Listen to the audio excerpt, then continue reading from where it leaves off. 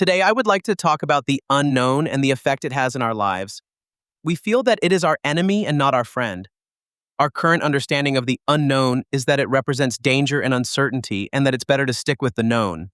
But of course, this is not true. Not everything unknown is dangerous, just like everything known is not harmless. Let's not generalize here. Not knowing what we don't know makes us anxious and distrustful of the unknown, rejecting it out of hand. However, knowing on one hand that the universe is infinite in all aspects, and on the other hand that there are learning experiences waiting literally behind everything we experience, it stands to reason that we can learn from it. It is not us who reject the unknown. It is our ego, because the unknown will rock its boat. Remember, the ego doesn't want to change the status quo, and it doesn't want to change the conditions in our life unless it's initiating changes itself. It is trying to control our lives by introducing change, when such change suits it, or rejects change when it believes that change is forced upon it. Control of others and our environment is the preferred tool of the ego to keep us safe, or so we believe through its belief systems. The fight or flight impulse originates from the urge to control. But what would you say if I told you that we cannot control our lives? Not really? Sure, we can plan for every imaginable contingency, but what about any contingencies we can't imagine? Then we shrug and say, life happened. Let's remember Mike Tyson's famous quote, "Everybody has a plan until they get punched in the face." The Scottish poet and lyricist Robert Burns said basically the same. The best laid schemes of mice and men, gang after gley. From his poem To a Mouse on Turning Her Up in Her Nest with the Plow. Meaning no matter how carefully you plan, something may still go wrong. There is a Yiddish proverb that goes, "Man plans, God laughs." This is rather self-explanatory. The Prussian Field Marshal Helmut von Moltke the Elder said, "No battle plan survives contact with the enemy." This quote was repeated by Prussian General Karl von Clausewitz. U.S. General Dwight D. Eisenhower paraphrased, saying, "In preparing for battle, I have always found that plans are useless, but planning is indispensable. Plans must be constantly adjusted. The unknown is much larger than the known." This is the quantum concept of the observer in action. Observing something alters its properties, and thereby our perception of it. Let's face it, original planning is doomed to fail. That's because we don't know the unknown. That's why it's literally called the unknown. Our conscious, limited self tries to prepare for and basically defend itself from a future that it doesn't know. Only our true self knows, and it does so in a way that our small, limited self could never grasp. Quantum probabilities are constantly reshuffling universal forces based on factors that we don't understand and can't control. Period. These factors are beyond our reach, and more importantly, they were never meant to be within our reach. Most people are obsessed with planning. I'm sure you've heard of the saying, if you fail to plan, you plan to fail. Everybody plans. If only one individual was planning, the results would be more in line with what our ego wants. However, plans of one individual can be detrimental to plans of another individual. We observe something and it changes. That's quantum physics 101. Wave-particle duality, quantum superposition, and quantum entanglement are all in motion based on quantum probabilities and are the influence of the observer effect. They are making sure that every plan needs constant adjustment. It is true that in our Western society we need to plan our lives, but is this truly the way to go? Monks in monasteries don't plan. They are immersed in spiritual activities. Anybody living off the land would live in a similar way. These people just follow established ways to live with the land by being, instead of thinking. If you ponder about our inability to control others and our environment, you would agree. Let's look at it logically. We are living our lives in Western society. There are things that we need to plan for.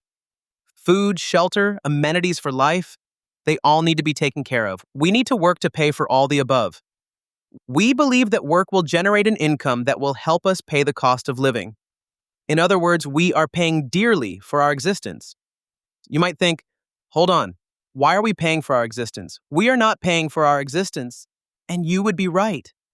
From the perspective of the ego, this is correct, although it is rooted in denial. Our ego would not accept this statement as valid. Yet everything costs something, and we pay for it, sometimes dearly, while being exposed to financial predators or the financial system itself, which favors the haves at the expense of the have-nots. We are attached to money, going after money any way possible.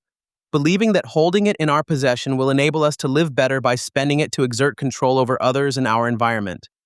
From the perspective of our true self, we are not paying for our existence, as our existence is multifaceted and multidimensional. So, this is also not true for our true self. So, what's wrong? There is clearly something wrong here, otherwise, the statement cost of living wouldn't affect us so much.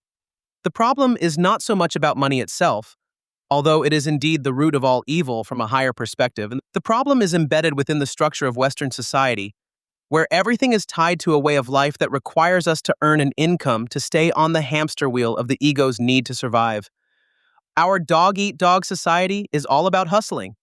This is why living in it has a cost of living attached to it as a means of modern enslavement.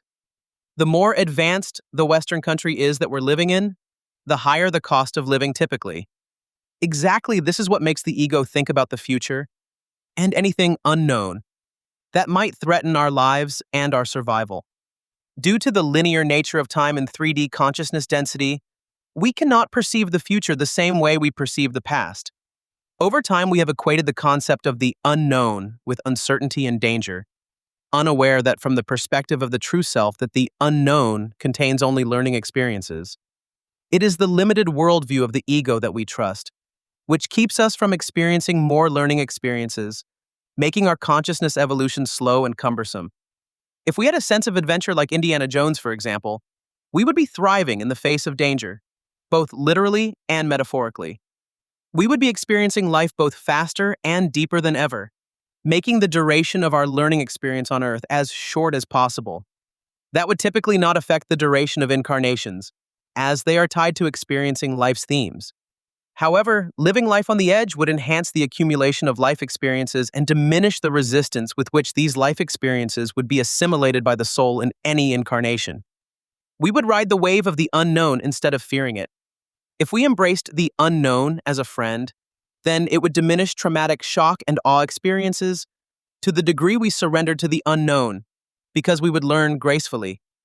Shock and awe experiences are typically utilized by spirit if the learning resistance is high and we don't learn gracefully. That's because a strong ego is resisting the learning process. Without grace, we would be compelled to repeat lessons, because our ego typically doesn't allow us to learn gracefully what is needed. Our ego thinks it knows everything better.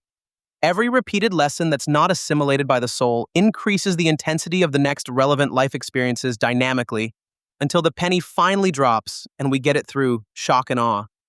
It's up to us whether we want to coast through school or attempt to learn faster than our fellow students.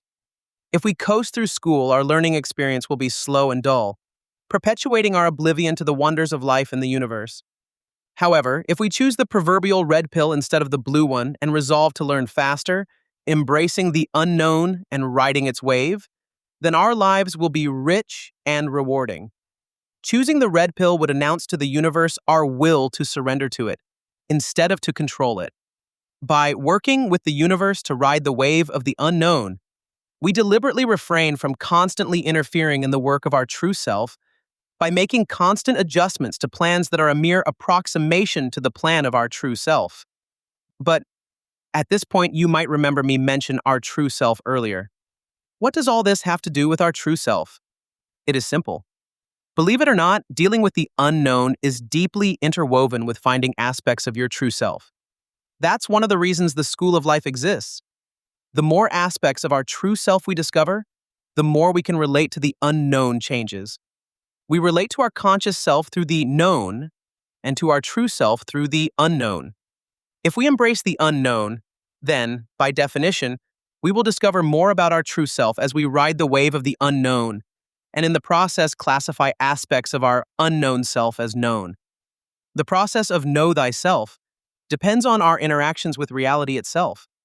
By observing our thoughts, emotions, and deeds in 3D consciousness density, our true self reveals itself to our conscious limited self.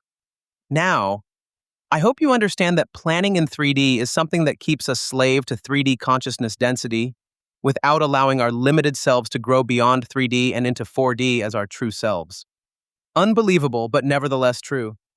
Our true self will not allow us to perish in 3D unless, of course, we need to grok the meaning of death. But that's taken care of through the experience of war. If we trust our true self to guide us, we can experience our lives with more harmony, while they become rich and fulfilling before our very eyes. And lastly, we don't have to fret over missed opportunities anymore because we will be able to perceive more of them by riding and experiencing the wave of the unknown. Whereas perceiving everything through the prism of the known will gift us with a safe but dull life that will leave us craving for more opportunities to better it. Come on, let's live a bit outside our comfort zone for a change. At least this way we can invalidate concept of FOMO.